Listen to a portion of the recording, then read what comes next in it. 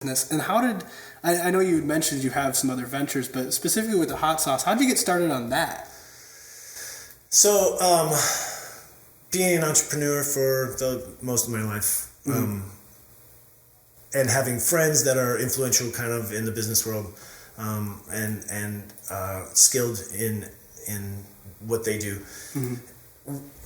Too many campfires, man, sitting around and somebody's like, hey, this is delicious, right? So you just start as a passion. You just start making sauce. You have a little garden. Next year it goes from 10 plants to 170 plants, and your wife's like, what the hell are you doing? Just builds. Right. And then when you move the pepper farm up north to the farm up north, then she gets pretty excited because now she's got all this room for her flowers. So, it starts as a hobby, and it grows into something where enough people tell you that it's quality in a way that they're not used to. Like, hey, not just pulling your chain here. This is great. Yeah. Like, you should make this. Yeah.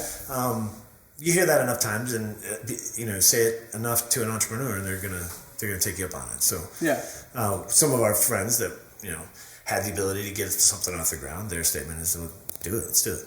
So, okay. And I assume you also seen the growth factor in starting a hot sauce company, right? Yeah.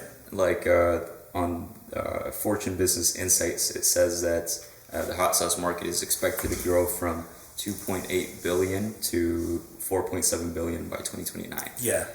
It was when we sat down to do the pro forma for the business and sit down and really settle on a business plan and kind of decide what the future would look like. Those stats just kept pouring in. And they change every year, right? And they only seem to be getting bigger.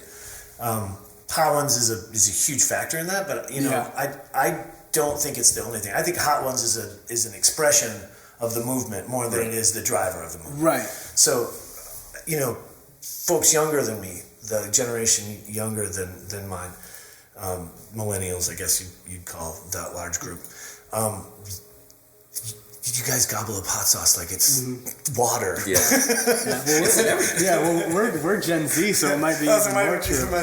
We're right on that verge. I've been called both. I've been called a zillennial. Well, it doesn't matter. Whatever we are, I've noticed it. My son's in high school, and my son who just graduated high school, they love it. They eat it like crazy. They're like, this is the greatest business you've had. This is the best one so far.